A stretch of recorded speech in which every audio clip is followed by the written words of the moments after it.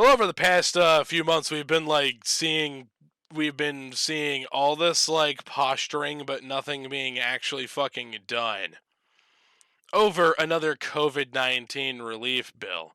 It's been how long? God, I like can't even remember when the fuck I got that $1,200 check. That didn't last me all that long, and I am in like not even that bad of a situation when it comes to like living expenses and whatnot. That like disappeared overnight for so many fucking people, and there has been like people have been able to possibly get like unemployment if they are willing to put up with enough bureaucracy around it. But if they've like lost their jobs or something, but other than that, there hasn't been like jack shit aid for. Yeah, it was like back in fucking March or April or May or some shit when those $1,200 checks came through, right? This is So now we finally look like we're possibly nearing a fucking deal. Let's see what exactly is on the deal because I have let's see what exactly is on this deal because I have yet to really see the exact details. I've heard various like bits and pieces of it. But from what I've been able to gather so far, it's like this something like this is needed, but this itself is very disappointing. Congressional leaders and landing in, are near congressional leaders are nearing an agreement on a roughly $900 billion COVID-19 relief package that is likely to include a fresh round of smaller stimulus checks, according to congressional aides familiar with the talks. Negotiations are ongoing. Nothing is finalized, but the leaders were optimistic following a lengthy negotiating session on Tuesday night where we made a major headway towards hammering out targeted pandemic relief passage that would be able to pass both chambers with bipartisan majorities. Only one check that many months ago. Yeah. God, yeah, there are so many people that are just in like extremely fucking dire situations right now because of the COVID-19 pandemic. Like shoplifting has been of like fucking basic groceries has been going through the roof the reason is incredibly obvious because when shoplifting of fucking food is starting to skyrocket, that's not really like any sort of condemnation of the people doing the shoplifting. It's a condemnation. It's an indictment of society at large. Anyways, package is expected to include many elements of the bipartisan proposal released by a group of centrist House and Senate members earlier this week, including further federal unemployment insurance and an extended ban on evictions and a continued pause on federal student loan payments. The bill is not expected to include any new direct money for the state and local governments, as Democrats have demanded, nor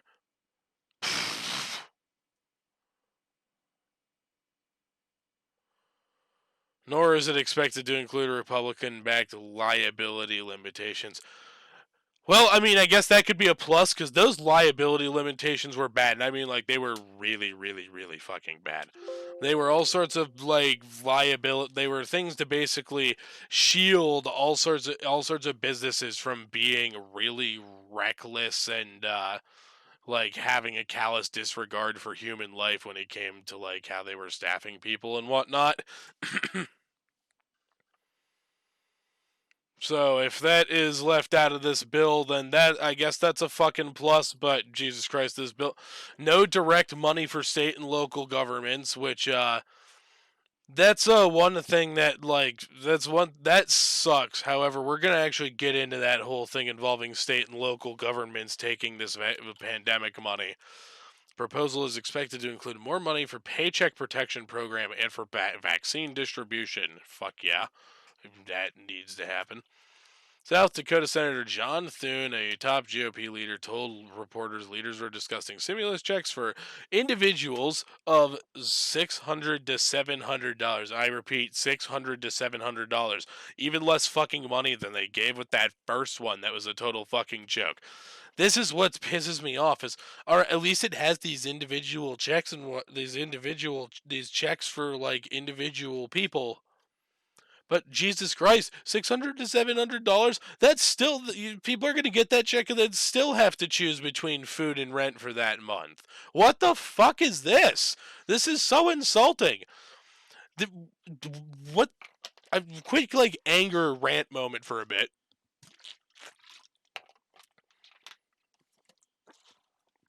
Quick, like, anger rant moment. I want to say how it's, according to that one, fuck, was it the New York Times that did that giant report on Trump's paying of his taxes over the past God knows how long? And he paid like so little tax money over the past like 10 years basically because he of basically like strategic bankruptcies and shit that he did. I basically pay more taxes in like a month or two than Donald Trump has paid over the past 10 fucking years. And this is the goddamn thanks I get for making that contribution as a fucking tax-paying citizen of this country. Like, are you fucking serious? Yeah, and yeah, you are correct, and you are correct, my friend, that the this $600 to $700 check is literally fucking chump change. Even it's good. This is going to disappear for everybody that gets it overnight. For most people that get this is going to disappear overnight. It's fucking absurd.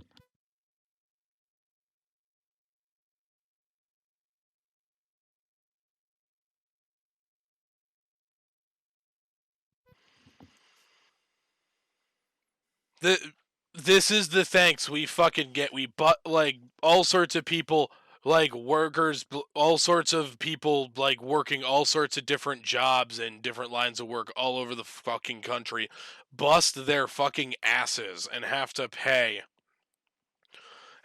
usually end up, most people don't work in co-ops, so most people end up being the victim of wage theft by whatever employs them, or and then that on top of the tax, and then what's little is left over after that, a bunch of it gets taken by these bastards for taxes that are supposed to fund, not like having people fucking starve because because everything is shitting the fucking bed because of this global pandemic that some people are so fucking will callously dismiss the very existence of, which is really fucking stupid. This is the thanks we fucking get for this is the thanks that we get for paying up such a huge portion of the shit that the government runs on, and we are getting $600 to $700, and then they're telling us to go fuck ourselves. Talks are continuing, though. Four congressional leaders, Pelosi, McConnell, Senate Minority Leader Chuck Schumer, douchebag, and these people all fucking suck. House Minority Leader Kevin McCarthy, Republican from California, met in Pelosi's Capitol suite for several hours Tuesday evening. Talks are continuing, though. Pelosi and McConnell say they are committed to completing a bill before the end of the year. Leaders plan to attach the coronavirus measure to an omnibus spending bill.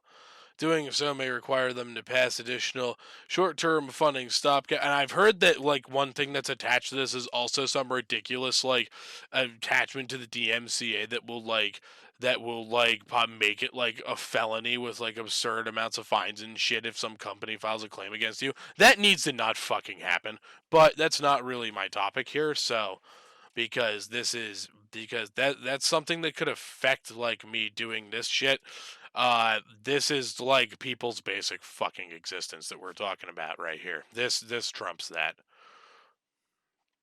I'll talk about the fucking streamer implications of that shit another time, but federal government is scheduled to run out of money on a December 18th, so a temporary bill would avoid any brief shutdown as both chambers. Oh, for fuck's sake, that's right. Yep, now we have to worry about a potential government shutdown situation too if there's like too much political infighting about. Holy fuck! This is such a disaster. Nothing is a done deal yet, but I think progress is being made. Seems like this is a movement in the right direction. Is this something? Can I listen to this? No, this is just a written article.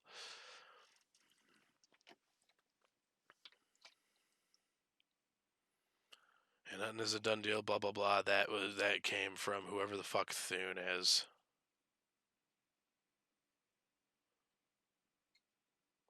Eh. President-elect Joe Biden, speaking to reporters in Wilmington, Delaware, called the emerging deal encouraging, not in purging. Why the fuck did I say in purging? Encouraging, praised by partisan leaders, but noted that the package was a down payment and that Congress would need to pass another bill in the early part of 2021. Sudden rush towards agreement comes after months of public partisan bickering, virtually no private negotiation on an aid package, for fuck's sake. Pelosi and McConnell have traded vastly different proposals over the past several months, but have not directly engaged in talks, for fuck. Instead, a bipartisan group of more moderate lawmakers from both parties. Pelosi, more moderate lawmakers than fucking Pelosi. Like, Jesus Christ, are you fucking serious? Pelosi is a total fucking centrist.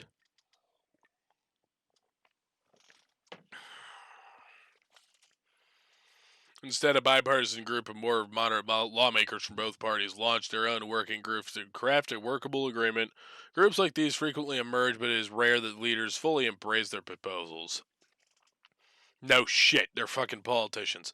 Biggest change to the legislation produced by the bipartisan group is the addition of a new round of stimulus checks.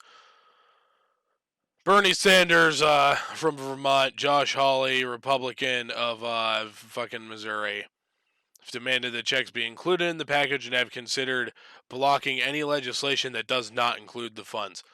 Well, I'm really surprised that Josh Hawley, a Republican from Missouri, is like standing with Bernie fucking Sanders of all people in like including some sort of check with the whole thing. Even though $600 to $700 is still a really, really insultingly small fucking stimulus check, it's better than nothing. Let's try to have some fucking pragmatism with our politics here.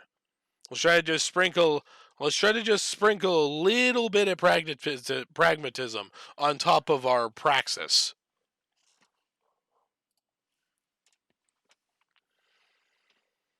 Yeah, right now we have like the worst set. We have like the worst set of crises, crises, economic, political, social, going on in this country, health related, going on in this country since the Great Depression. Fucking Sanders told all things considered, I do not believe that it is appropriate for members of Congress to go back to their families for the Christmas holidays while so many millions of families in this country are just struggling to stay alive. Yeah, based Sanders. Based fucking Bernie right there. It would be so disgustingly appalling for Congress to just go back to their families for the Christmas holidays while millions of families in this country are having to choose between food and rent. Oh, man, my apologies.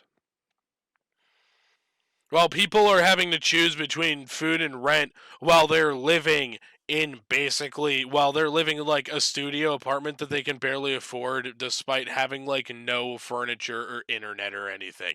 Basically living in a box so that you're not sleep in like an empty box that is large enough to have you completely sheltered from the like outside world. It would be we are a fucking nation where it is possible to have that not be a fucking issue.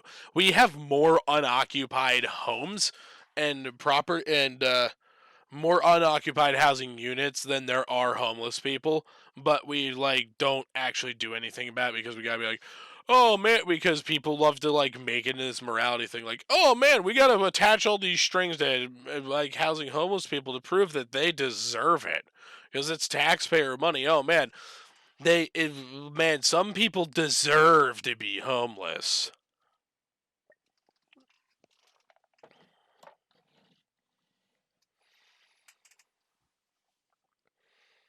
I don't think anybody should be fucking homeless, even if you're like convicted of crimes against humanity, or going to be like locked up in some shit for the rest of your fucking life. That's even like not homeless. You're still like sheltered and shit. You're still having your very, very basic fucking needs met, especially in those like relatively cushy UN prisons that they lock up war criminals in and whatnot. I don't even think those people deserve to be homeless. I do think they deserve to be like locked up for the rest of their fucking lives in these UN facilities, of course, or ICZ facilities. Whoever the fuck runs the places where people who are like incarcerated as a result of war crimes they committed in former Yugoslavia that were found guilty by the International Criminal Tribunal for former Yugoslavia, wherever they're incarcerated. Those places are a lot less terrible than a lot of American prisons. Anyways, so let's move on a little bit to something. This was talking about how this will have Bernie Sanders and Josh Hawley have said they will block any legislation that they try to push through, that is attempted to push through the Senate, that does not include stimulus checks for individual people. Well, and then this bill doesn't, as it is right now, this proposal does not include any like state or government, any like state or local government aid, which I think is like shit that I think it probably should be included. However, one thing that we need to think about is how do we prevent that money from being abused, which is why I found these articles long before I even started talking about this shit. I came prepared tonight. Iowa is using $10 million in coronavirus aid to fund the state piggies. Let's play this segment. Fuck it. We all know the havoc climate change has wrought on our lives. That's why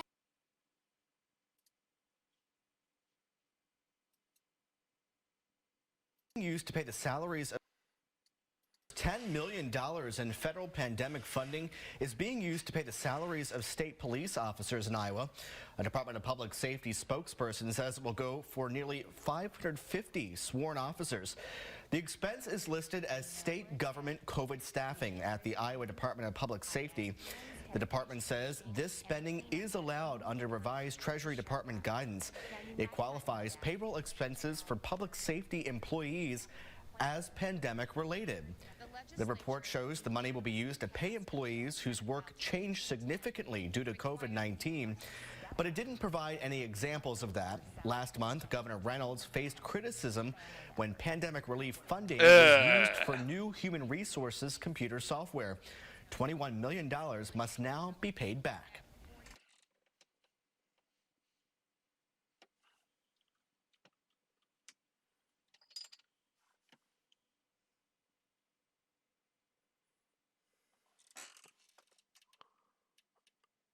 Christmas corns.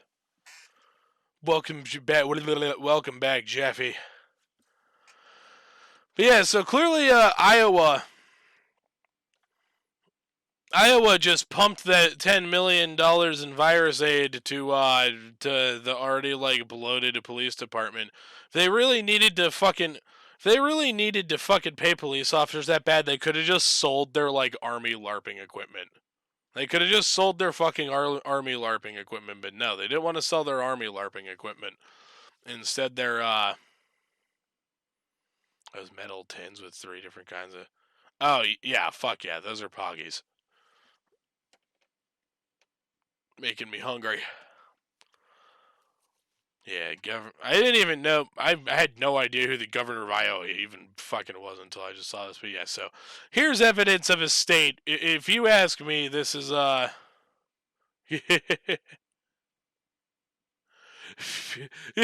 not talk too much shit on people from Iowa, because I'm sure there's plenty of like leftists from Iowa and whatnot.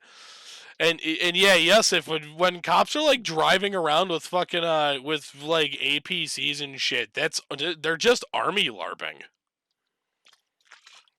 And some of this like warrior training they get, they're basically LARPing as army guys.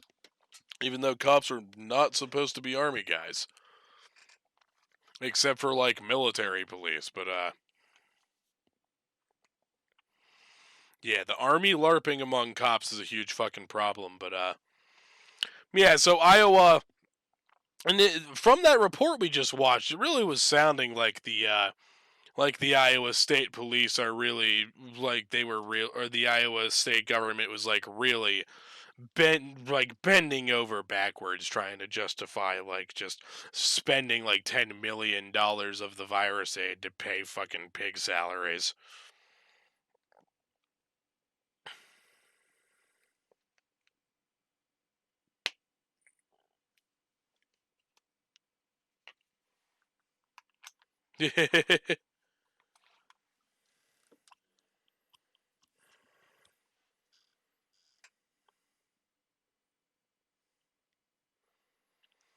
Yeah, but still, my community reflects upon myself.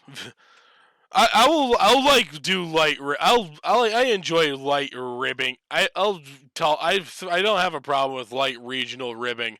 I just don't want to alienate any leftist who might be watching my channel who are from Iowa.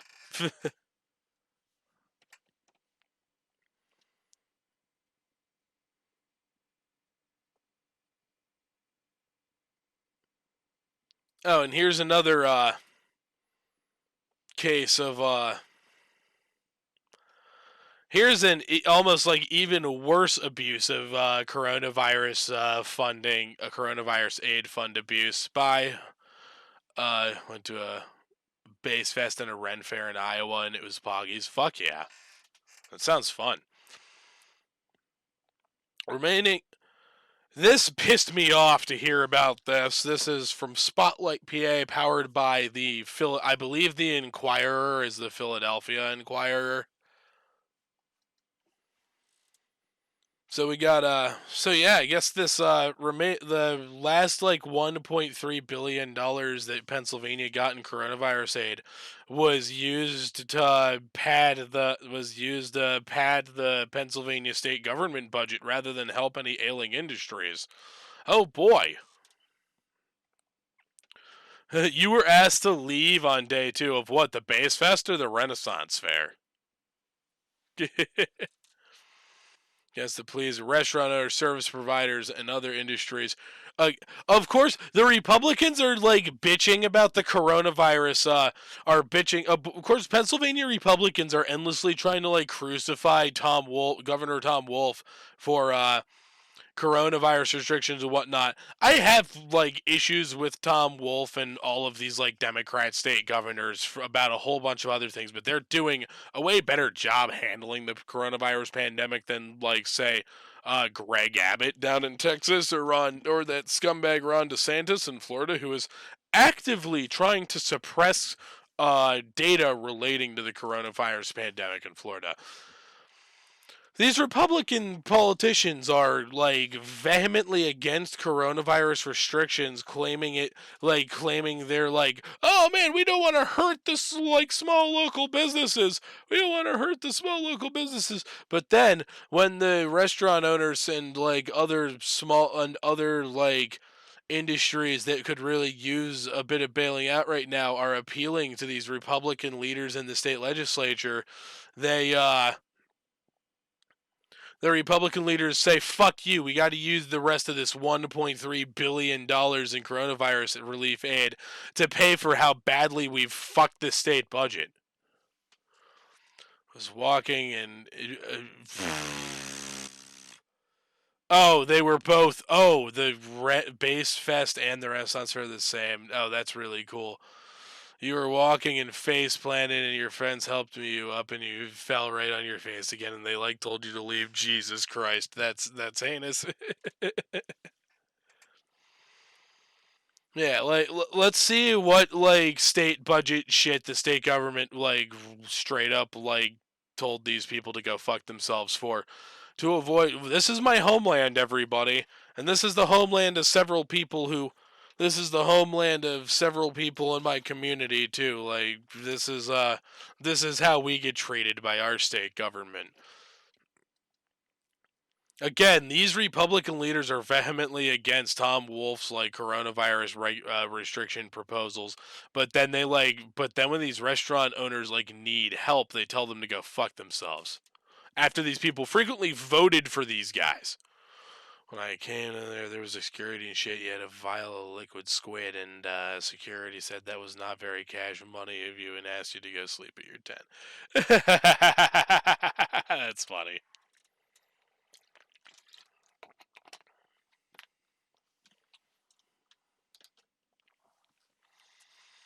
To avoid raising taxes or borrowing, legislature intends to use the federal stimulus money to pay the salaries of state-employed public health and safety frontline workers, according to summary materials provided to House Republican members. Problem is that then they define police as the frontline workers, and then the police suck up enormous amounts of the money. The funds would go to agencies including and the prison people, Department of Corrections, the Pennsylvania State Piggies, which has it. Yeah. I'm glad you did not get arrested. It was a peak Rickyism. It was a peak Rickyism just without getting the arrested part. That's a pretty fucking good story, though.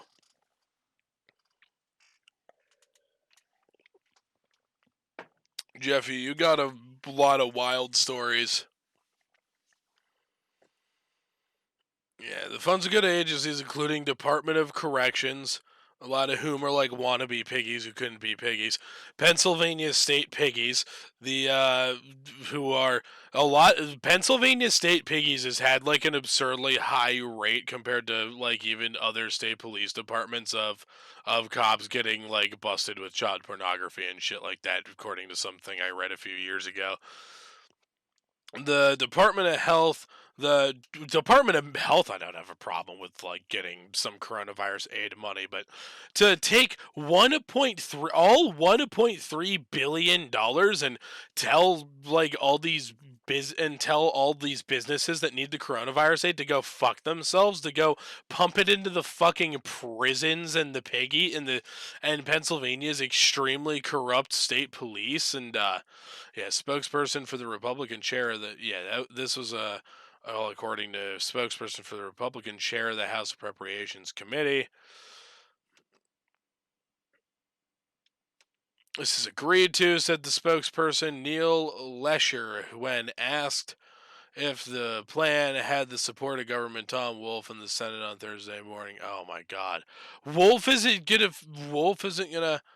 Yeah, it's an old state with a lot of old fraternal roots. It's fucking twisted. This is agreed to, said the spokesperson Neil. Yeah, this damn Wolf isn't even gonna fight this. Or Lindsay Kensinger, a spokesperson for Wolf, did not directly respond when asked if the plan has governor's support. The administration is working with the General Assembly to complete a balanced budget by the end of November.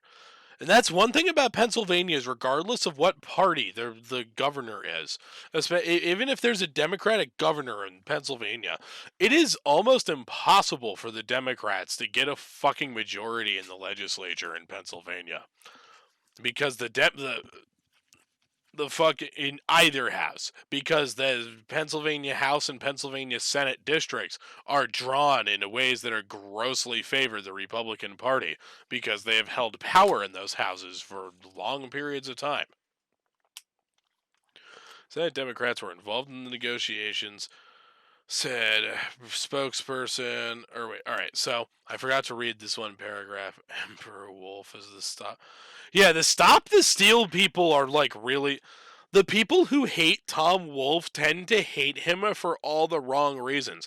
I don't hate Tom Wolf. I disagree with the guy on a lot of things. I don't hate the guy the same way that I hated fucking Tom Corbett, who was such a fucking failure as Pennsylvania's governor that he is the only fucking governor since Pennsylvania re-legalized running for re-election in 1968 who has a oh yes, if you haven't stop the steal is what these idiot Trumpist morons that stupidly believe that there was this widespread election fraud that didn't actually. It's the slogan chanted by these idiots who believe that Trump got the election stolen from him by this widespread election fraud that didn't actually fucking happen. That's what the stop the steal bullshit is. Yeah, it's the cheesy slogan.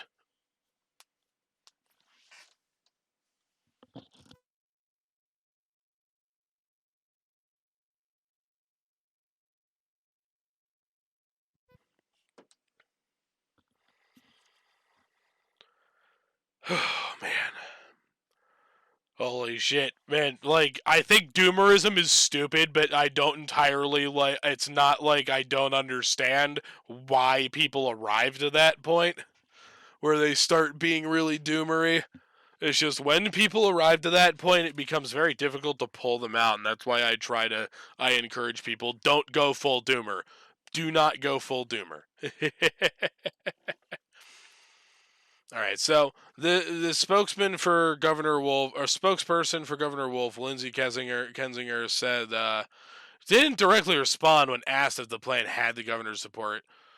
The administration is working with General Assembly to complete a ballot. Yeah, it's just rude. Doomerism is like when you go full doomer, you're just like excessively cynical about everything. Administration is working with the General Assembly to complete a balanced budget by the end of November. It is critical for us to finalize the budget by November to avoid furloughs and any stoppage of critical payment to providers and grantees. Senate Democrats were involved in the negotiations, and spokesperson Brittany Crampsey. The budget reflects the time of crisis we currently face. We will likely have some support for it, but we do not have a caucus wide. For fuck's sake. Well, now that's the thing, Jeffrey Plampstein, is nihilism is weird because nihilism isn't always inherently cynical, and it also depends on what kind of nihilism you're talking about. Like, ethical nihilism, I think ethical nihilism totally fucking sucks because people usually just use that as an excuse to be total fucking scumbags. I understand I agree with a lot of the things about, like, existential nihilism. However, like, I find myself more intrigued by absurdism. Absurdism is like that weird extension off, existential nihilism where it's the conflict between like the innate human desire, the full frontal nihilism. If absurdism is like the conflict between the innate human desire to try to like find meaning in life itself and everything, but our inability to actually fucking do so. Absurdism, and I love like absurdist literature, like fucking Waiting for Godot by Samuel Beckett is one of my favorite stage plays.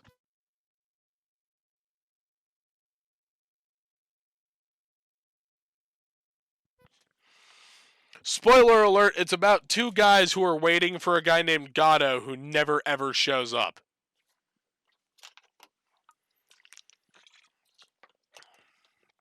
And it's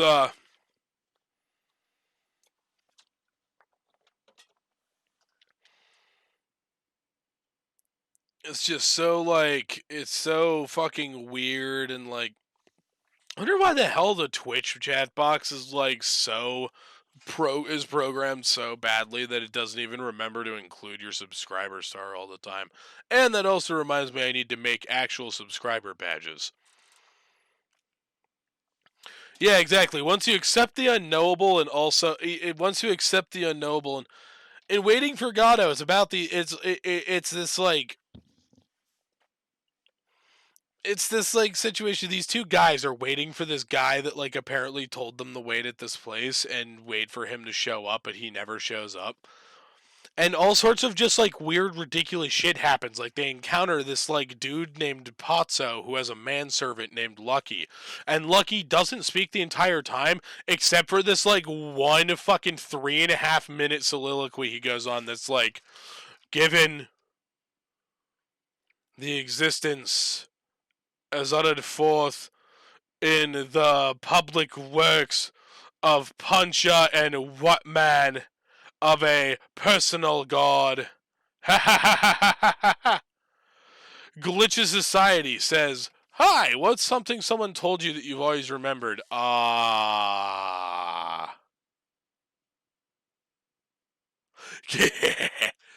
Quack, quack, quack. That is not the answer to your question, Glitch of Society. I was just reading Yusuf's chat message because it was the following line after the thing I was referencing. I have never seen I Heart Huckabees. I've heard it's extremely strange, but also like great.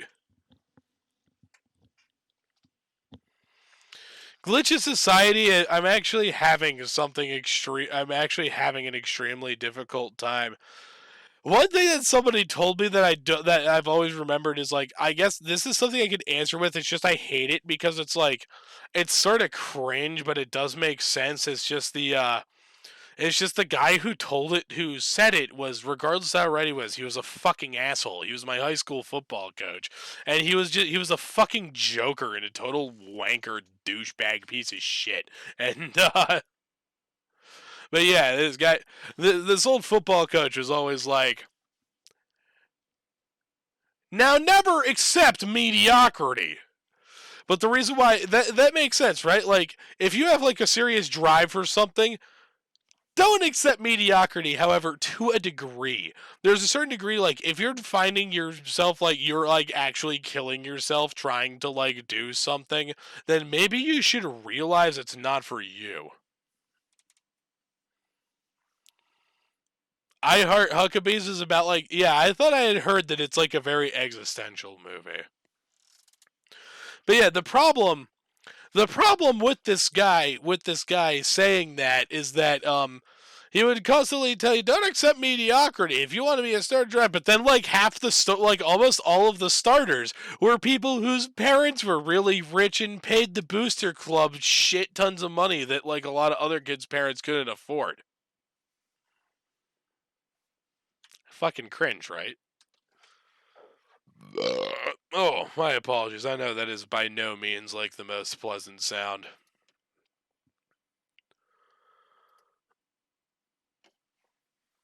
But yeah, read Trip Out by Robert Seckley if you like absurdism and science fiction. I have not really encountered much shit that's like combines like absurdist literature with science fiction setting. Yeah, Plamstein, that is yeah, Jeffy, that is classism basically. That's what that is it's classism. Shit, we were talking about the Pennsylvania. I love when we just like go off in different directions from what I was talking about, like shit segues and like one thing into another. I do want to get back into what I was like originally talking about, which was the Pennsylvania state government abusing this. Oh, it's yeah, it's no problem, Yusuf. Yeah, don't be sorry that you loved the tangent. The tangents are some of the best parts of my streams. Check the Bible out if you want absurdism. And well, that's the thing is I wouldn't call the Bible science fiction unless you're like talking about the Scientologist like weirdness where there's like Emperor Xenu and stuff. I would just call the Bible fantasy because it doesn't really have much of the like humans using technology in ways that we haven't really figured out yet element. It's just kind of like God.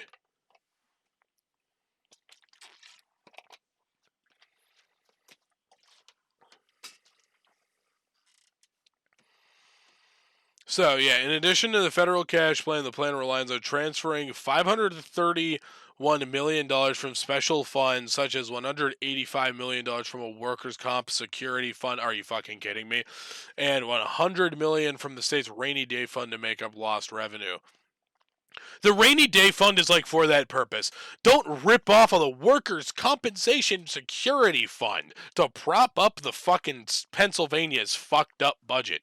Holy fucking shit, Pennsylvania's government is like really abusing this shit. Damn shame I don't live there anymore, so I can't vote for the officials that are fucking doing this shit. Although in the Pennsylvania House and Pennsylvania Senate district that I grew up in and was voting in before I moved to New York, the the people who held those seats were these scumbag Republicans, Kerry Benninghoff and Jake Corman, who had just constantly run unopposed, and it was extremely unopposed or with a complete joke opposition, and it was really, really cringe, and it was just really just, I don't know, it was fucking horrible. It was like my votes against them felt useless. Transfers are needed to make up for an estimated $1.8 billion budget deficit. The plan to fund the final 7 months of the fiscal year, as well as the partial stopgap budget passed earlier this year, bring the total operating budget to $35.5 billion, a 2.2 reduction in spending compared with the previous year.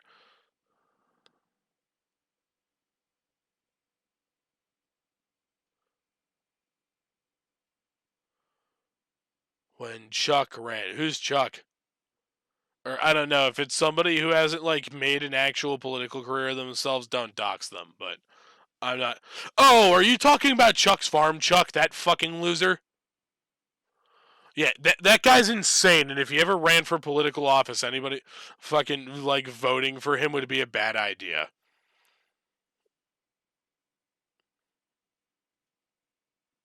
I have like encountered the dude on Facebook, and it's weird. Yeah, yeah, I figured it out after a second that you were talking about Chuck's Farm, Chuck. Yeah, fuck that guy. Fuck that guy and fuck Chuck's Farm. And I'm pretty sure Chuck's Farm. I'm pretty sure the like last time I went to Chuck's Farm, some chick like said she was giving me Molly and gave me bath salts. Fucking that was like not fun.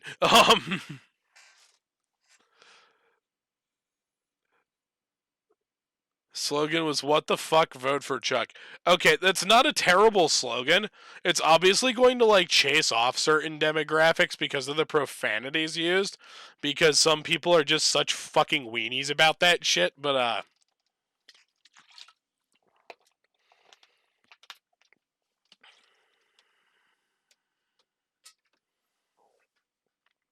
yeah, you know how that guy makes his living? He's a fucking trust fund baby.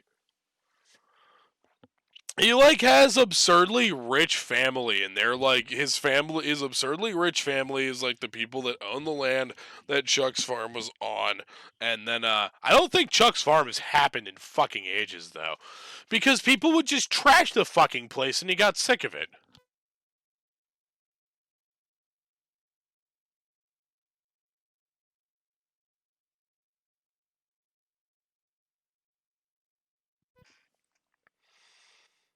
Is he really what, a trust fund baby? Yeah, because my friend's mom knew the guy really well. And basically, yeah, his entire existence is subsidized by his rich family. And he's like never really had a job anytime remotely recently. He just like picks up checks from his fucking mom out of this giant trust fund basically. And the land that Chuck's Farm is on isn't really like his land, it's his family's land. And as I said, I think he got sick of all these fucking scumbag people that were going to in his later years. Really, they would trash the fucking place. And he stopped Trustafari, and that's hilarious. I think he I think Chuck's Farm stopped happening like quite some time ago because he got sick of how sketchy it was and had people trashing the fucking property. But still, fuck that guy. Not because of Chuck's Farm, really, but because he's a fucking moron. Yeah, the budget plan was there was a disappointment to interest groups like restaurants, hospitals, social services, public utilities, which for months have urged lawmakers to use more of the relief funds to support them, prevent small businesses from shitting the fucking bed. Yeah, exactly. Chuck's Farm was really fucking sketch. If it's not a thing anymore, that's a fucking good thing. Guidance from the federal government says states can't use CARES Act money as a way of filling in lost revenue, which, hey, what the fuck did Pennsylvania do here? They did exactly that. Wow. Yeah, Pennsylvania Republicans cannot, like, claim to actually, like, be for the people in any way anymore. Guidance from, yeah, they. But the U.S. Treasury Department does give states very broad discretion to use this funding to pick up payroll costs for state employees who spend substantial time responding to the pandemic, in turn freeing up revenues to pay for other expenses. I understand that. However, yeah, that guy's a fucking burnt out space cadet. He really is. But yeah, the back to Pennsylvania pandemic fund abuse. Cops don't really actually help the pandemic all that much. That's like nurses and EMTs and shit. That includes $200 million needed for property tax relief after the federal government rejected the state's plan to use CARES Act money for that purpose. Cringe. Nathan Benefield, Vice President and Chief Operating Officer of the Conservative Commonwealth Foundation, fucking shoot me. The names of these conservative nonprofits are always like the biggest fucking virtue signals. It's so cringe. Said spending reductions and using money. Yeah, this fucking wanker said that spending reductions and using money from special funds are positive developments for taxpayers. But the plan to use the one-time federal CARES Act dollars could set the state up for more fiscal challenges and tax hikes in the future. Yeah, no fucking shit. It's that obvious to anybody who isn't a fucking moron. Like, This isn't the Republicans using this federal government to actually like help the state deal with its budgetary problems. It's them pilfering this shit to temporarily pull the state out of budgetary problems while creating more problems that will require raised taxes in the fucking future. And then they're going to bitch about having to raise taxes under Tom Wolf and use that to try to get a Republican elected the next time the Pennsylvania governor's seat's up for election, which Tom Wolf can't run for again because in Pennsylvania, Pennsylvania's most recent state constitution, Pennsylvania's current state constitution is as recent as it was like ratified in 1968, and because Pennsylvania has been a state with so much stupid political infighting and shit that there's been a bunch of like amendments, and then not only amendments, like the 1968 constitutional changes were so extreme that it's basically were so drastic that it's basically considered a new constitution rather than amendment. And that was when they legalized, after it not being legal for like around 100 years or something like that. That was when it became constitutionally legal for the governor of Pennsylvania to serve 2 4-year to get reelected once before having to not serve for at least one term. I think in Pennsylvania, governors can get like after they serve 2 terms. I think if they take at least like 1 term off of being a governor, I think they can get elected again, but nobody's done it. Kind of like the president of the United States ever since Franklin Roosevelt, and also before Franklin Roosevelt, like they've all retired. At all of the governors that served 2 terms, all of the governors since 1968, basically like retired or took federal government jobs. But rather than like take time off and then try to serve a 3rd or 4th term. The one exception to that is Governor Tom Corbett, Republican governor of Pennsylvania, who was such a fucking shit. He did such a shit job that he's the only governor since the 1968 Constitution of Pennsylvania was ratified who lost re-election after his first term. Of the ones who ran for re-election, Tom Ridge resigned the fucking post so he could go be the first Secretary of Homeland Security after Bush created the department. Anyways, this is another tangent. The Progressive Pennsylvania Budget and Policy Center also cautioned that proposed supplemental budget relies heavily on optimistic revenue estimates and on federal medical assistance funding, which may not be forthcoming. This budget plan again puts off difficult decisions to the future, the center's director Mark Steer said in a statement. Given the reliance on one-time funds and the uncertain prospects for the economy, especially in light of the resurgence of COVID-19, which will lead to a slow recovery in state tax revenues, this budget plan again puts off difficult decisions to the future. Yup. What a surprise coming from Pennsylvania state legislature, the biggest fucking joke on the planet.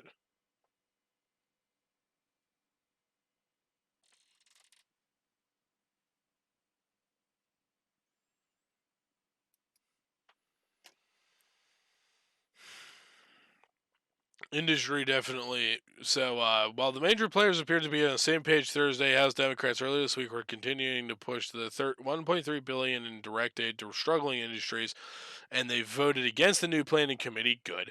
Unclear if Congress will send more federal relief before the end of the year, and already on Thursday, some of these industries are worried about how they would survive without more aid. The industry definitely needs some type of bailout, said Chuck Moran, executive director of the Pennsylvania Licensed Beverage and Tavern Association. Yeah, he's talking about bars and brew pubs and shit like that, which employ fuck tons of people in Pennsylvania, especially where I'm from. I'm originally from the town where Penn State University is. State College. My hometown is State College, Pennsylvania. I no longer live there, but yeah, a lot of people work in bars and restaurants in that area because of the college town and the like spoiled rich college kids constantly like eating out and shit.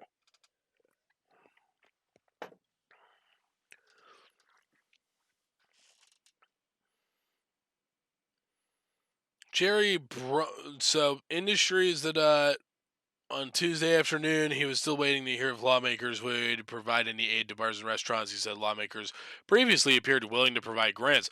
Hopefully, they'll remember what they talked about in the past. They won't, guys. Sorry, don't mean to sound like a fucking doomer, but don't hold your breath about it.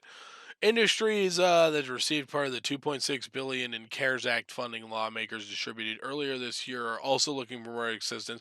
That includes groups that provide services to people with autism and intellectual disabilities. Yeah, that's something that needs to be fucking funded, but looks like it's going to get ripped off so that Pennsylvania can just cover a budget deficit. When you're in a chaotic situation like this, you have to do deficit spending. It fucking sucks, but you have to do it. Chris Brumman, CEO and Executive Director of Alliance of Community Service Providers, which is based in Philadelphia, said some providers are on the brink of closing. It's domino effect. It's not just the organizations, Brumman said. It's the people who work for them, families dependent on them, and the people who are served. The people who are served and the families who depend on these services. That was ultimately my point in even talking about how the states are now the states are have been abusing federal coronavirus funding, because we live in a country now where an enormous, even before the coronavirus pandemic, this was a problem. Coronavirus pandemic has been making this even fucking worse. We have an enormous amount of our population that lives paycheck to paycheck. So this is let's listen to this piece, because this is there's a written article here with it, and it's got some like graphs and whatnot. But it's got some like infographics and shit.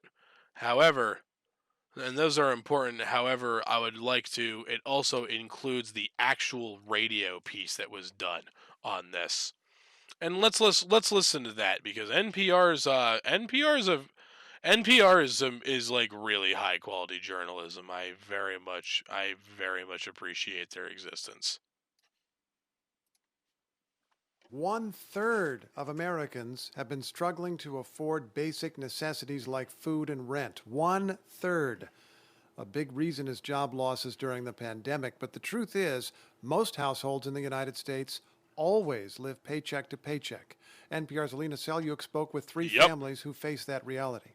In their 4 decades of marriage, the biggest fight Debbie and Nick Lemure have had was over money, or a purchase to be exact, an amplifier for Nick's bass guitar. And he didn't tell me. He hid it in the trunk of the car, and I found it. This was years ago. Debbie was teaching at a university, Nick worked at a tech company, they had a house, 2 cars, a kid in college, all markers of middle class. These are the people who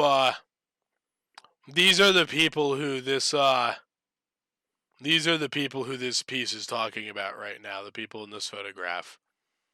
Yeah, like they got themselves a nice late model car. Pretty picturesque house. Their existence would seem pretty idyllic at surface level, right? Of middle class life.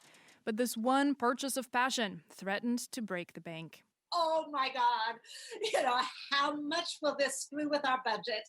It was only a few $100s. That kind of unexpected bill separates millions from financial disaster.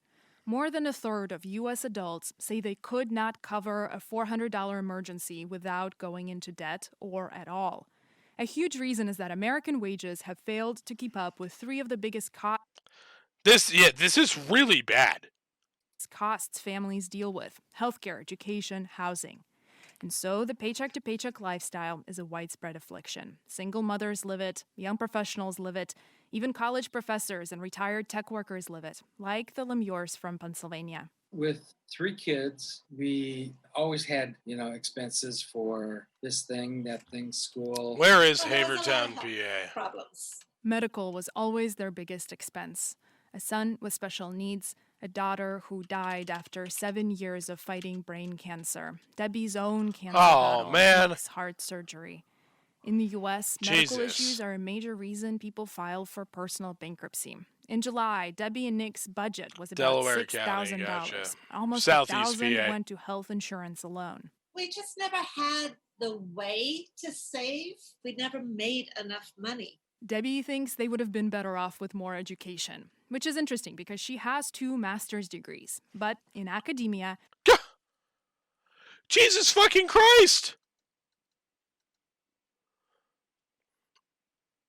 Debbie, you already have 2 fucking master's degrees. You shouldn't need more fucking education just to not live paycheck to paycheck because of your family and your health. But in academia, without a doctorate, she's been an adjunct professor, a gig worker of higher education, making less than $30,000 a year. She couldn't afford to finish her PhD after health problems and a university funding cut. I hate when liberals just be like education. Oh man, get free college, get everybody going to college. Everybody college. Whenever they do that, because really all colleges is like, it's just this. College is a class gateway. College serves like minimal purpose now, other than being a class gateway. In terms of like how people will like go get like a bachelor's degree in something and then go get some shit office job that they're still basically living paycheck to paycheck on, especially because of student loan debt in some field that has jack shit to do with what they studied, but their degree qualifies them for it because the fucking HR psychopaths doing all the fucking recruiting demand a college degree, even if it's completely irrelevant to the fucking job and not actually necessary for being competent at it. Nick did not finish college at all. He fell into a tech job. A few years ago, it got outsourced and forced him into retirement earlier than expected. Nick wonders about their now rigorous budgeting and savings routine. Had we disciplined to do that earlier, would have been better. I think we still would be living paycheck to paycheck. We just wouldn't be quite as panicky in our gut. Yeah. More education usually does mean more income over a lifetime, but it's also expensive. Cost of college has more than doubled in just 20 years. Most take on student loans, and that debt is a yoke around young people the minute they graduate. People like Robbie Hamilton from Austin. I've been trying to get to a point where paying my student loans wouldn't actually break me. She's a massage therapist, or was a massage therapist, at $24 an hour until the pandemic left her leaning on unemployment benefits. She's kept her student loans in forbearance, and for the first time in her life, that job put her on solid financial footing. When you start making more money, you can upgrade your bills just a little bit. So I got like a new phone. I was just like, this is a whole new world for me. Living more comfortably, paycheck to paycheck. Meanwhile, her boyfriend Andrew Menzel has struggled. He moved to Austin from Houston, doing audio and video tech work, but has not been able to book enough gigs in the new city. He's now a baker at a restaurant for $17 an hour, feeling stuck on a financial roller coaster. I'm able to stay above water miraculously sometimes, but like other times it's too close for comfort. And somehow I've just gotten used to this like fluctuation that I really should just be fed up with at this point. Bills are a huge portion of Robbie's and Andrew's expenses. Rent and utilities are pricey in places like Austin, and overall, housing is another cost that's grown far faster than average wages. And spending, it's the linchpin of America's economy. During the pandemic, Robbie and Andrew got a new puppy, a Nintendo Switch for a distraction. Andrew is financing a bicycle that gets him out of the house. Rhonda Alvarez, who's raising 2 teenagers, knows how that goes. Just little spendings here and there. She's a dental assistant in Ohio. If I had a car repair, I would put it on a credit card, or if I wanted to go out or like buy a birthday gift for somebody, or, things like that. You don't think about it, or you do after you've done it and you're like, God, what did I do? Debt can be powerful. In her 30s, a loan helped Rhonda finally discover a This is career Rhonda. she loves, both for the work and for the pay, about $45,000 a year. But debt can also weigh you down. After her divorce, Rhonda's car loan and bills overwhelmed her, so she cashed out her retirement savings early to pay them off. And those little spendings never really end. Her oldest started driving and needs insurance. The car needs new tires. Her youngest needs soccer cleats and shin guards. I don't feel like even if I'm saving, I'm ever going to get ahead of anything. You know what I'm saying? You're trying to be careful, and then you're like, this sucks. Oh shit, there's like 8 seconds left. And I shouldn't have to live paycheck to paycheck. But life keeps adding up. Alina Selyuk, NPR News. And now, more from NPR. Live from NPR News, I'm Jack. Okay, so here, Rhonda, the last woman who was on that fucking piece on the radio, on that radio piece there. Rhonda's 45. She lives in Columbus, Ohio. Here's her budget. Pre-pandemic in February. Yeah, NPR is that shit does sound like a regular life to me too. And for everybody who nice, you start donating to NPR? Yeah, I should. If I can find the money, I will. If I can spare a few bucks, I'll definitely donate to my local NPR affiliate. But fucking Greater Rochester WXXI is a pretty poggy's NPR affiliate also. There's also WXXI TV, which is the PBS TV station around Greater Rochester. And they're really awesome too. I'm sure Buffalo and Syracuse also have like really awesome NPR and PBS affiliates. I forget what they're called. But yeah, so here's Rhonda's budget pre-pandemic. She was making $3,022 a month. And was spending she was still spending more than she was making, spending $949 a month paying off loans, $993 on bills, $814 on food every month, $387 on health-related bullshit, then $297 on other, which includes that kind of shit. Now, she's making a third that, and still, she's obviously had to cut out as much. In July, she was able to defer her loans, thankfully, but still, this is, yeah, Rhonda's right. She was able to get a,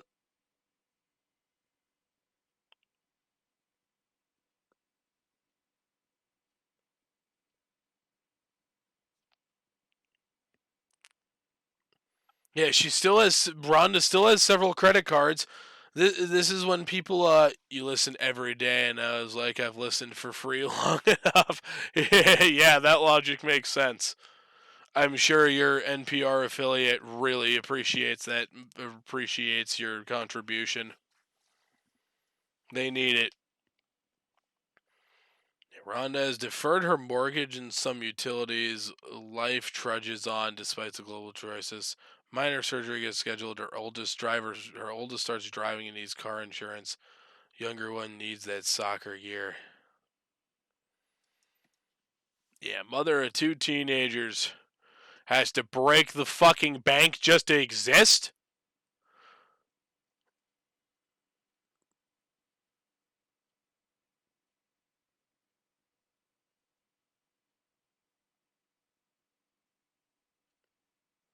And she's somebody who makes that's not even that terrible of an income, $45,000 a year.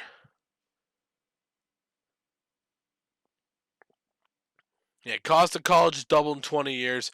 Wages haven't grown to take up the shit. Roby Hamilton spent virtually all she had to come to Austin for massage school. Yeah, she was being interviewed during the middle of the segment. She said her life has blossomed for the first time with full-time massage therapy work. Generous tips.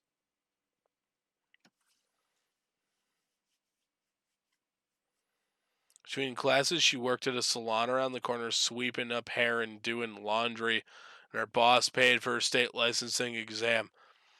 Now she owes more than $10,000 in student debt, which that's not even that much in the grand scheme of things compared to how much some people owe, but that's still a lot of fucking money. But has kept in forbearance are on hold, trying to get to a point where my student loans won't actually break me, she says. Yeah, you heard that her saying that in the radio piece. Debt relief plus full-time massage therapy work, 24 an hour, generous tips. She was feeling on finding solid financial footing for the first fucking time with her life.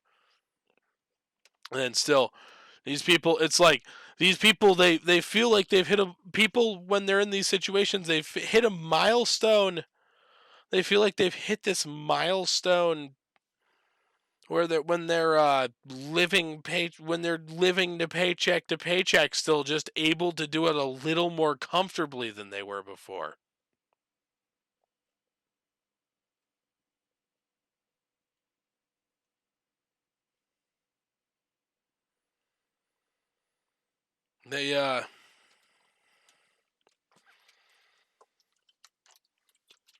How do you expect people to live like this? Wages have barely fucking grown to compensate for how much fucking cost of living in all sorts of different ways, and like education and shit has gone through the fucking roof. This is why I support we need to figure out a way to decommodify the basic necessities like food, water, housing, basic fucking housing.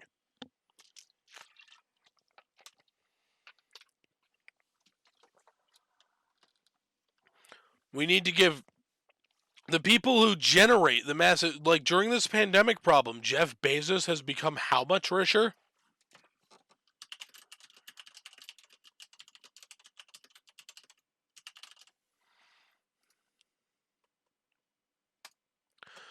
Yeah, so the billionaires have. We're listening to this article about how people are just like, this enormous piece of the American population is living paycheck to paycheck. Let's take a look at one of the other infographics again.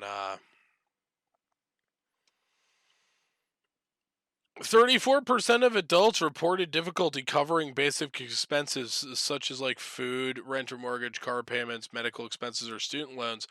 Share of adults who reported having difficulty broken down by household income level. Yeah, less than 25,000. 25 to $49,000 household income, annual household income. 47% of people in that income bracket are having trouble covering basic expenses. Then hell, even like a bit over a third of the population in the $50,000 to $75,000 combined household income bracket. Like household income bracket, not just individual person household income bracket. 34% of people in that bracket are having trouble covering basic expenses. That was considered middle class a long time ago. Like hell, when my dad was a kid, if you made a $50,000 salary, that was like a fuck ton of money.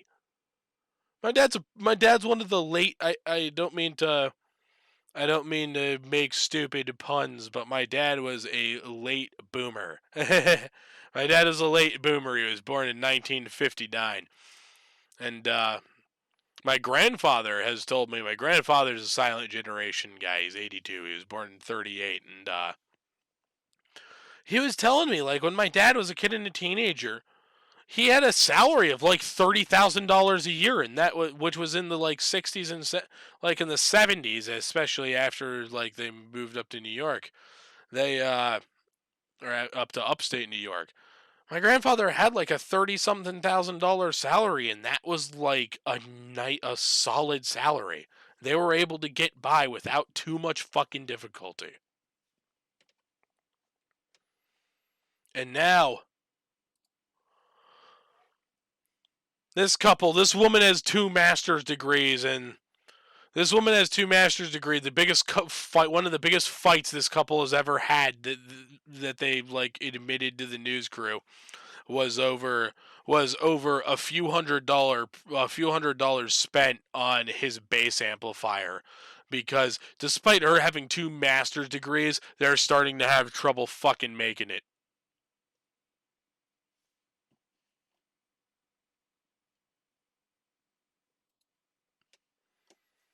And it's and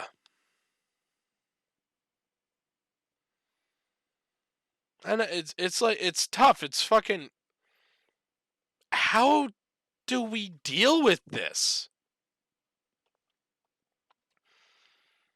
I think one way we can deal with this is workers themselves need to be given way more ownership over the economy, rather than just like the vast majority of the population just selling their fucking labor to the capital class. And hell, even like say delivery guy, like fat lefty loser delivery guy like me, is selling his fucking labor to guy who owns the fucking pizza shop. Well, guy who owns the pizza shop, well, he's technically like, he's not really actually a member of the capitalist class. He owns the fucking pizza shop that I work at. He owns the pizza shop that I've worked at, whether in any pizza shop or Chinese restaurant or other places that I've worked delivering food in my life, when I wasn't like being an independent contractor or third up. These people, these like small time business owners, they're not members of that capital class either. They're not members of that actual capital owning class either.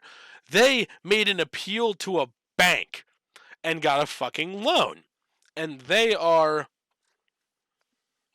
what they're doing is they are essentially like the one who is like purchasing, who is on the other end of the selling your labor to the to like the owner of the business transaction. However, they're still essentially selling their labor, because they're busting their ass trying to like run this business to pay the fucking bank off so they can keep running it. What kind of bullshit is this? It just like makes the fucking bank tons of money and screws over the. This is why I support worker cooperatives.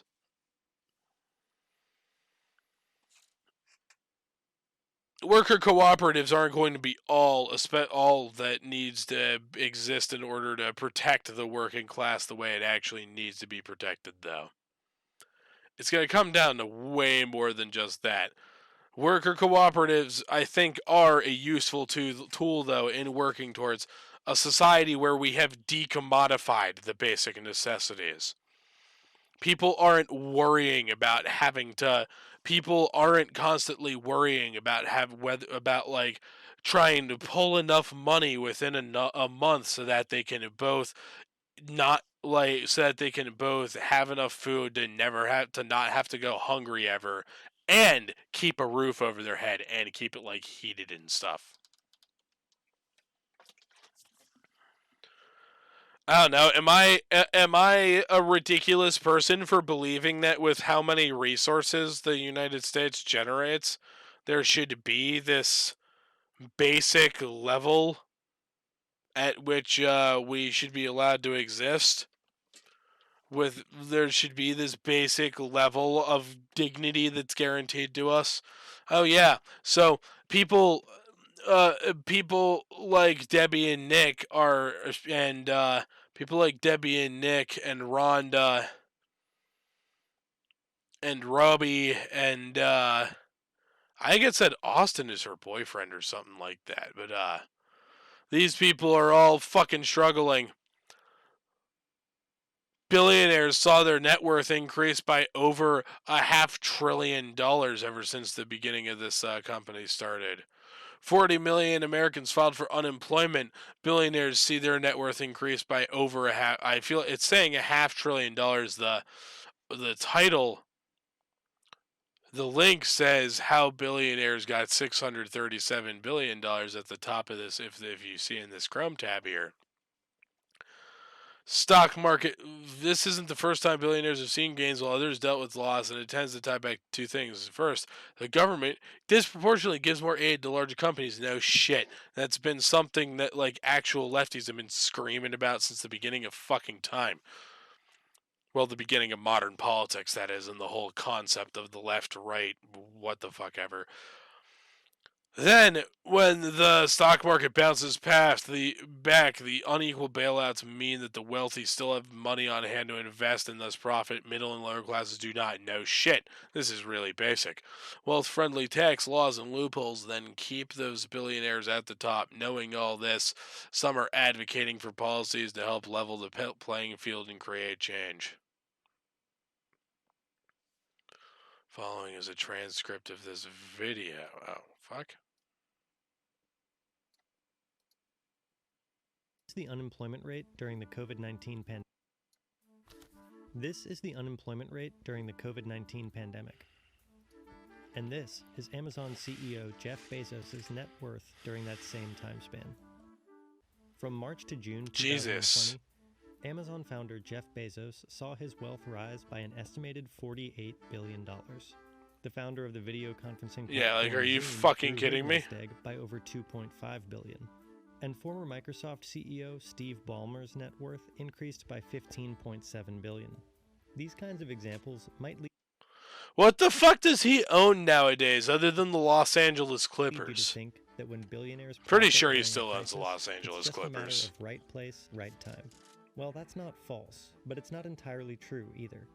Casino magnate Sheldon Adelson saw his wealth increase by $5 billion, while Elon Musk saw an increase of $17.2 billion.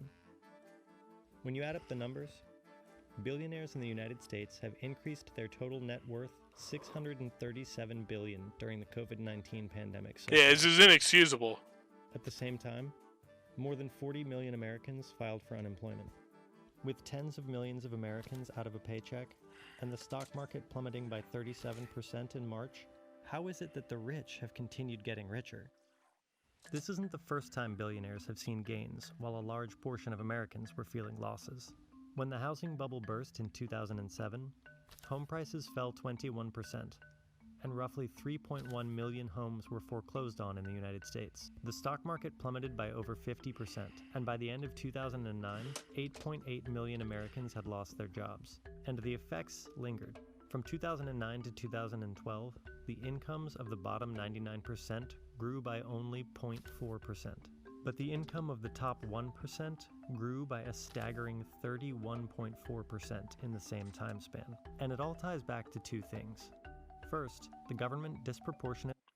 Hey, I'm gonna boost the volume on this. I just realized this is probably really quiet for the audience. Gave more aid to banks and corporations. In 2008, the Emergency Economic Stabilization Act was signed into law, creating a $700 billion program to purchase devalued assets from banks. This was called the Troubled Asset Relief Program, or TARP. Later, President Obama would direct $75 billion in funds from TARP to help reduce interest payments for homeowners. That means homeowners received around 10% of the direct relief that banks and corporations. Look at this shit.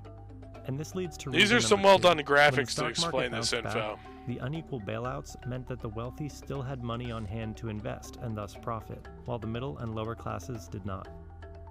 In 2008, the Federal Reserve lowered short-term interest rates to near zero. They would remain that low for nearly a decade. This paved the way for a historic bull market on Wall Street that began in 2009 and lasted until March 2020, when the pandemic hit. In that time, the S&P 500 gained 462%, That means that a $1,000 investment in the S&P 500 at the low point of the financial crisis could have returned roughly $4,620, while someone who could afford a $1 million investment could have pulled in over $4.6 million. By 2009, the world's high net worth individuals had grown their share of global wealth by 19% to $39 trillion, recouping nearly all of their losses in a single year. That quick recovery and larger share of the world's wealth enabled them to continue to make money at an exponential rate. In fact, the top 1% captured 95% of the income gains made from 2009 to 2012. And by 2020, the combined wealth of the billionaire class in the United States had increased by over 80%. Yeah, for Which fuck's brings us sake! back to the moment when the coronavirus pandemic rocked the economy. In 2019, the Fed reported that 4 in 10 Americans didn't have enough cash in their bank accounts to cover a $400 unexpected expense. That was in 2019, before the pandemic was ever a fucking issue, by the way. And in the first few months of 2020, 40 million Americans found themselves unemployed due to COVID-19. Many small businesses had to close due to lockdowns and social distancing, while others were forced to try to operate with entirely remote staff. The Small Business Administration made $349 billion available to small businesses with the Paycheck Protection Program. But like in 2008, $243 million of that was snapped up by large publicly traded corporations, some of which were valued at over $100 million. Even hedge funds submitted claims to try to tap into what they saw as free money. On March 16, 2020, just 5 days after COVID-19 was declared a pandemic, the Dow suffered the worst single-day points drop in its history. But by June 4th, 7 of the world's richest people had seen their fortunes increase by over 50%. Part of what made this possible was a stock market rebound, fueled both by the Paycheck Protection Program and actions by the Fed. Again, the Fed lowered short-term interest rates for banks to near 0%. And as before, they have promised to hold those rates low until the economy is on track. This is a cycle that has happened time and time again. During the earthquake in Haiti in 2010, only 2.5% of the $195 million of relief funds went to Haitian companies. Much of the rest was awarded to DC-based construction companies. And when Hurricane Katrina struck New Orleans, What a surprise! It's all a big fucking circle real jerk. estate developer Joseph Cannizzaro said the clearing out caused by Katrina represented some very big opportunities. Cannizzaro was selected as part of a panel to develop the Bring New Orleans Back plan, part of which put a stop on reconstruction of low-income neighborhoods until the residents returned. Of course, residents couldn't return to their destroyed homes, and many were foreclosed on, paving the way for others to buy those properties and develop them. When the time did come to rebuild New Orleans, the engineering and construction company KBR received no-bid contracts from the federal government for tens of millions of dollars. KBR received $31 billion in contracts from the government. KBR, an industry leader, because the government jerks it off, because they have Dick Cheney jerk me off, jerk you off deals with government officials. For the 5 years leading up to his 2 terms in office. Combined with their immense investing and purchasing power, billionaires have had government resources in addition to their own resources to profit from during economic upheavals. And wealth-friendly tax laws and loopholes then keep those billionaires at the top. Legal structures such as limited liability companies protect personal assets from being repossessed to pay the debts from business downturns. As it's set up today, IRS rules allowed Amazon to pay $0 in taxes 2 years in a row. When its bill finally came due in 2019, it paid just $162 million, a measly 1.2% of the company's income that year. And it's not just Amazon. Taxes paid by billionaires have decreased 79% since 1980, and those are just the legal avenues that the wealthy take to avoid paying taxes. In 2017, researchers estimated that about 10% of the world's GDP was stashed in offshore tax havens. A study in 2012 found that as much as $32 trillion was being held offshore by the world's wealthiest people. So, after reviewing all this, what can be done to help level the playing field? A recent report by the Institute for Policy Studies lays out several action items. It suggests forming a pandemic profiteering oversight committee that would go beyond the oversight of federal... I don't disagree with that. It also supports the Corporate Transparency Act, which would create stronger regulations to prevent U.S. billionaires from using shell corporations to hide their income. After the House passed the bill in 2019, it was introduced in the Senate, but has not been brought to a vote. Other suggestions include an emergency 10% millionaire income... Wait a minute. Am I understanding this correctly? Another bill that passed the House ages ago, but is sitting in a fucking hopper in the Senate still because Mitch McConnell's a piece of shit? That's what I thought. Income surtax, a stimulus package aimed at funding charities, instituting a wealth tax, and reducing the amount allowed by the gift and estate tax. Last, and perhaps most importantly, the report underscores the need to shut down the global hidden wealth economy. The U.S. alone is estimated to lose nearly $200 billion in tax revenues to offshore havens each year. That's roughly 3 times the amount of all the money budgeted for the Department of Education in 2021. Changes like the ideas above are global in scale and require political cooperation to become reality. If the relationship between wealth and income inequality are ever going to change, it's going to require all of us.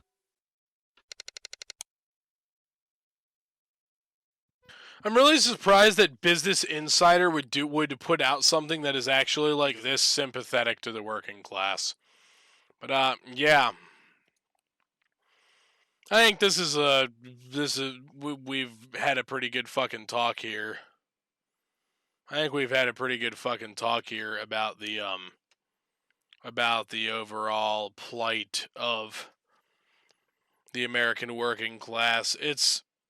It's a dire fucking situation, and there needs to be some real shit done about it, or holy mother of God, there is gonna be trouble.